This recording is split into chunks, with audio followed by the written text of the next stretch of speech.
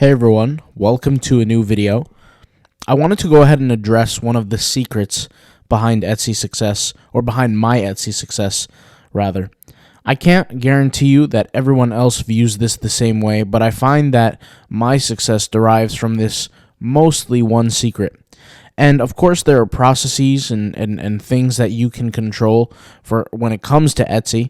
You know, certain things like picking the right tags, picking the right keywords, whatever the case may be, designing your listing a certain way, uploading the right mockups, very specific things you can do. But really the secret for me lies in one concept when it comes down to all of my Etsy success, rather not on Redbubble or on TeePublic. And what I mean by that is the secret is not the same on other platforms as well. And the secret for me, for Etsy, is doing the research before creating the product. And I know some of you might say, is that really a secret? How is that a secret? Can you explain? And the answer is absolutely. When I create a design on Redbubble or on TeePublic, first I'm really just creating the design. I'm not even focusing on the platform. And then what I can do with that design is I can attribute it, right, to these platforms, whether it be TeePublic or Redbubble. Even Merch by Amazon, if you guys have Merch by Amazon accounts, you guys know exactly what I'm talking about. You can create a design, after creating the design, then putting it up on these platforms, and then potentially earning an income later down the road from those specific designs. And I know every single one of you know exactly what I'm talking about.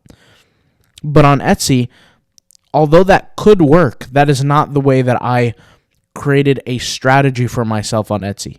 For Etsy, I simply created the niche research process first before then creating the design. And I want to go ahead and kind of explain some differences or the dichotomy between the two when we're referencing Etsy and then all the others in a group. And when I say all the others, I want to be very specific because I put Redbubble and TeePublic and Merch by Amazon all in a similar group.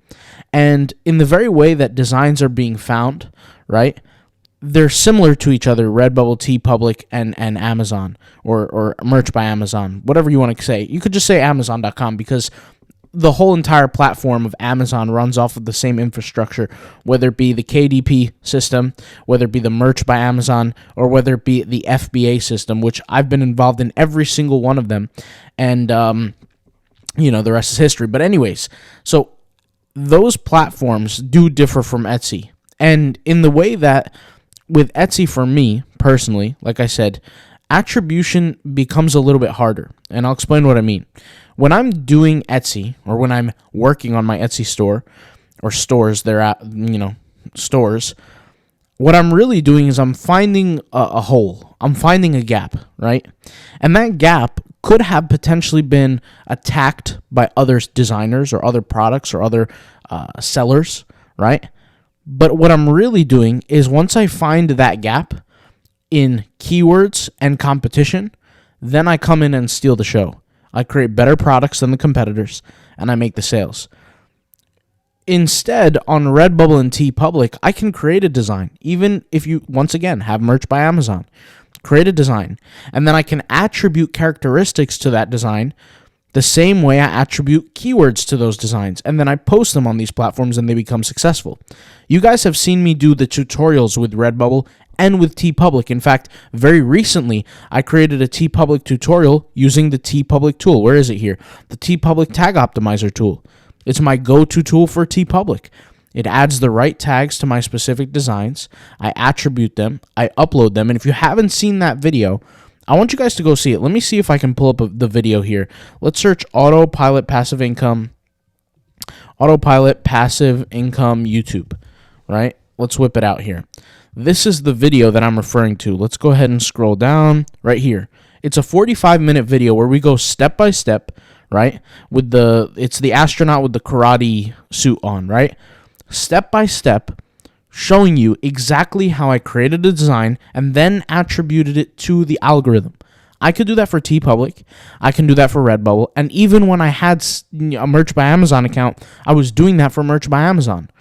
I even said this last year and the year before when I released the Autopilot. Let me actually put it up here. The Autopilot Passive Income Redbubble tagging course, okay? What did I say? I said niche research is not really of the essence. Do you guys remember when I said that? It's not something that I always have to start with, especially once I get a handle on the platform. With Etsy, it's a completely different factor. With Etsy, what I like to do, like I said, is I find very specific niches, right? And when I say niches, really what I mean to say is keywords. I'm finding certain keywords that have lower competition, right?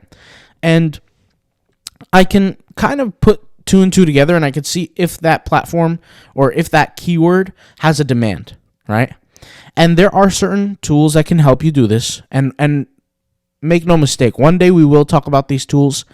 I'm just not going to talk about them right now because there's a lot of content on that, and I definitely don't want to put out information that will hinder people's abilities, because I believe you can achieve success on Etsy without the tools.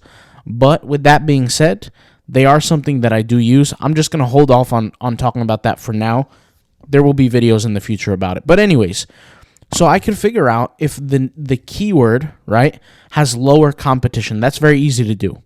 Once I figure that out, right, if there's lower competition for that specific keyword, I start to assess the potential of demand. If there is a high potential of demand, if I believe that there's a high potential for demand, right, it makes my mission pretty simple, pretty easy.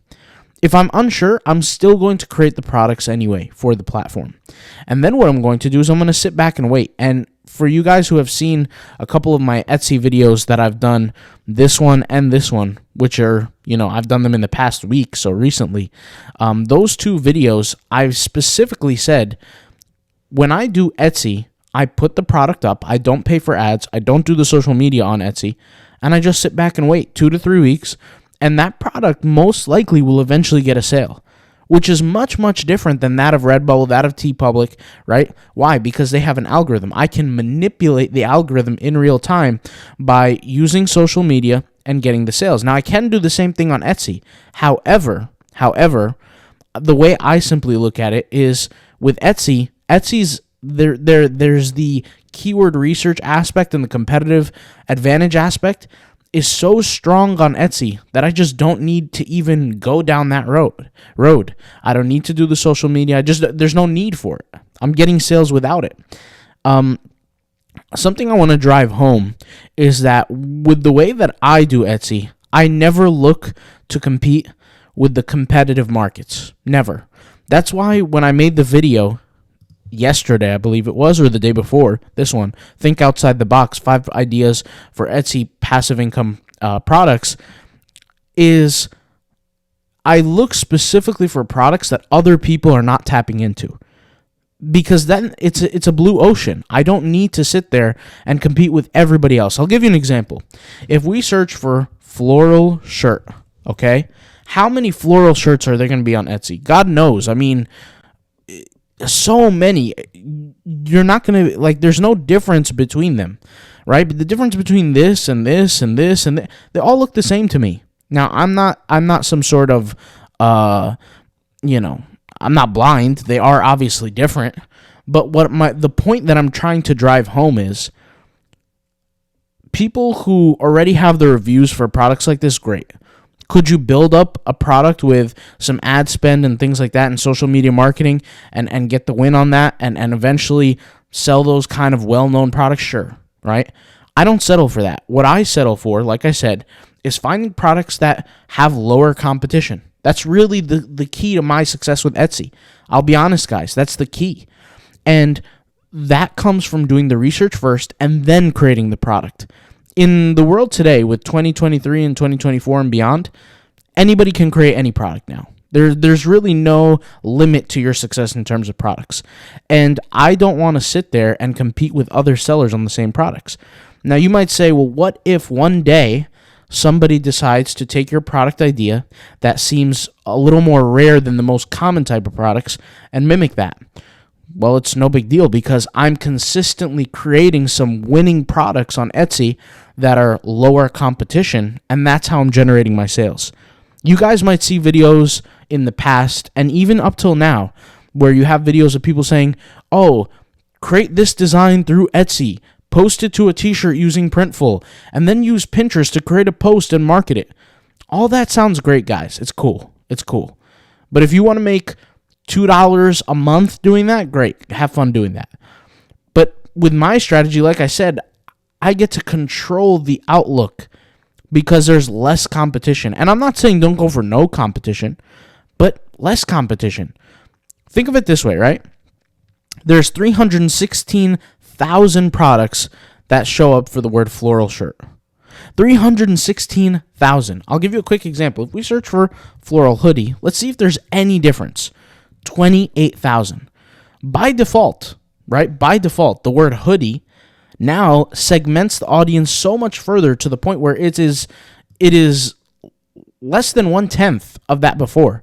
All I'm trying to drive home here is less competition is usually better, right? Even if demand is dramatically smaller. That's the first thing with my success. Once again, I can't speak for everybody because there are some people who are extremely successful, beyond successful with Etsy, that have different strategies.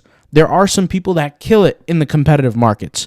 I'm telling you straight up right now, I don't. And if you look at it, it all makes sense because I don't pay for ads.